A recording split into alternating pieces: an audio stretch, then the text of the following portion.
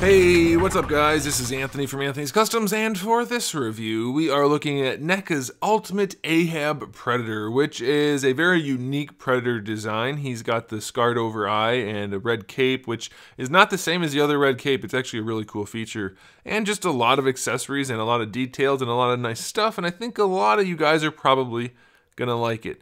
So there are a couple of issues though, and we'll talk about it, but overall it's a really solid piece, not surprising from NECA in their Predator line. So let's go ahead and get it off the stand and take a closer look. This guy stands just about 21 centimeters, which is gonna make him pretty close to a little bit shy of 8 1/4. Let's go with that. And so just as a quick comparison, in case you're not familiar, this is like the bigger size figures they make for the AVP series, and he's a little bit shorter than him. Not drastically shorter, but a little bit shorter. So that'll give you a little bit of reference there. All right, and this guy's just loaded with accessories. So let's dive into the accessories first. We have just the one head, but it does have the removable face mask, which is pretty cool. Instead of having two separate heads, it works okay. It's really well sculpted and well detailed, and it does snap onto the head pretty nicely. So I'm pleased with that. It works very well.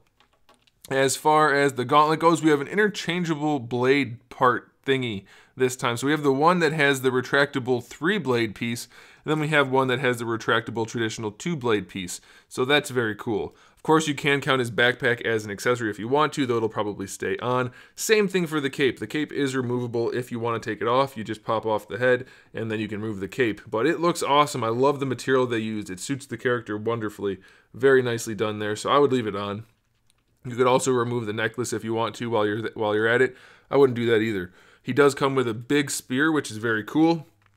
He comes with a throwing disc, and he comes with one of the engineer guns. He can't really hold it at all. If you look at the back of the package, it's just kind of sitting on top of his hand, but it's there, and it's nicely detailed, so that's good.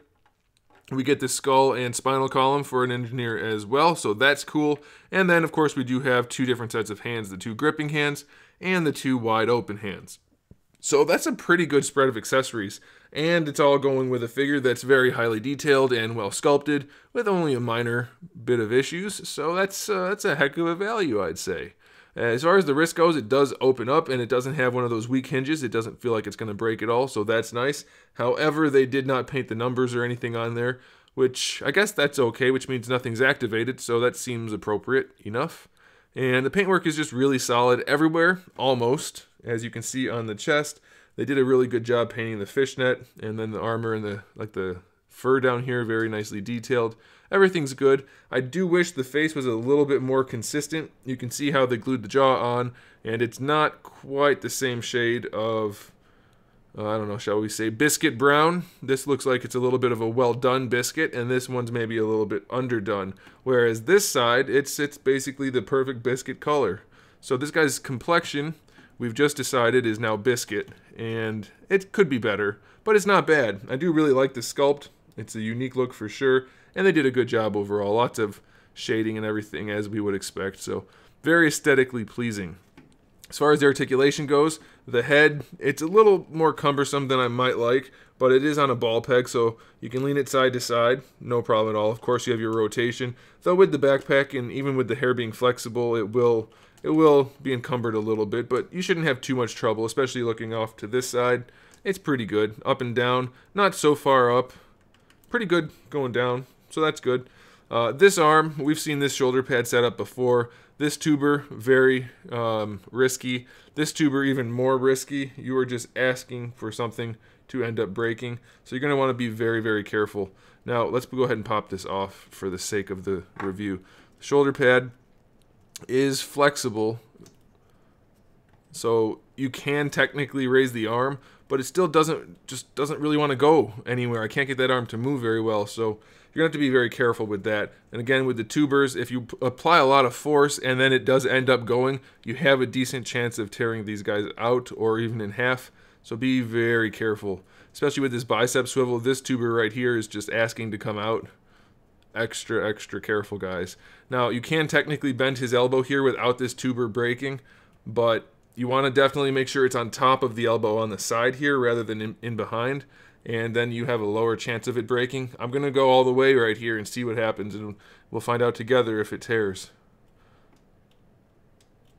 It looks like it's... Whew, it is hanging on by the skin of its teeth. It is fully taut right there. I would not advise doing that. Very risky. So you don't want to tear your tubers. Rules to live by. Wrists have a swivel, of course, since they're interchangeable, and then a hinge. So that's nice. I like that they're including the hinge. This shoulder, by the way, has a little bit better range, but its shoulder pad does get in the way as well. So just be very careful posing this guy. We've seen, it might be the exact same shoulder pads, honestly, but we've seen a very similar setup, if nothing else. And so it's nothing new, but it definitely could have better range. Bicep swivel, of course. I don't know if I mentioned it, but you can rotate the gauntlets, and that will, of course, be more problematic on this side due to the tuber. Watch out for the tubers. Ball peg for the torso. On this build, it's pretty limited. You get a little bit of swivel, almost no lean side to side, a little bit of lean forward and back. Lower torso is on a ball peg again, but it's mostly just going to be for the swivel. You get really nothing else. Now, his crotch piece is not as much floating as I would like, and the fur part is very thick and very rigid, so it's going to be really a significant hindrance on the hips. So bringing them forward, I mean, you can get them out there, but that's about it. It's not that great posability, so that's kind of a bummer. Going out to the side, that's about it there too. So that's kind of a bummer. Now, the other thing I want to point out about the hips, this one has a brown peg going through it. This one has no visible peg going through it. So that's a little bit weird. It's very much an eyesore. I don't know if that's just mine or if it's all of them or what, but having that peg in there. Now, I know that the way the light's being cast right now, it's kind of hard to see, but in real life, you'll be able to see that brown peg fairly noticeably. So it's kind of weird. And then this isn't really so much of an issue as it is a curiosity. The disc for the hinge on this side is brown and this one is skin colored, so that's kind of strange. And as usual, the hips are floppy forward and back. Double jointed knee works wonderfully, no problem there. And then lastly, we have a ball peg ankle. A lot looser than I would like for a ball peg. That's not great. He hasn't fallen over for me at all, but it is relatively loose, so be careful with that. So ultimately, again, as is almost always the case with the NECA Predator figures, it does suffer from a few... Oh, I forgot. There's also a clip as an accessory back here, so you can peg that in, and then you can put his spear back there. Almost forgot. So as I was saying, there's a few issues, but overall, it's a really well detailed piece. Maybe not the best posable piece in the world, but it's going to look fantastic on a shelf, and I think that's why people buy these. So I'm going to recommend it, but you have the information, so if you don't like any of those problems, you have the full knowledge of those problems prior to paying for it. So you can make the decision as you need to. So there you go, guys. If you haven't already, please give the video a thumbs up. It does help out a whole bunch, and you might want to subscribe because I have new videos up almost every single day. We also stream 3 to 6 times a week, whether it's sculpting or video games or whatever, and there's new games coming out soon, so that should be exciting. Lots of fun stuff on this channel, so make sure you come back for all of that. And in the meantime, keep collecting.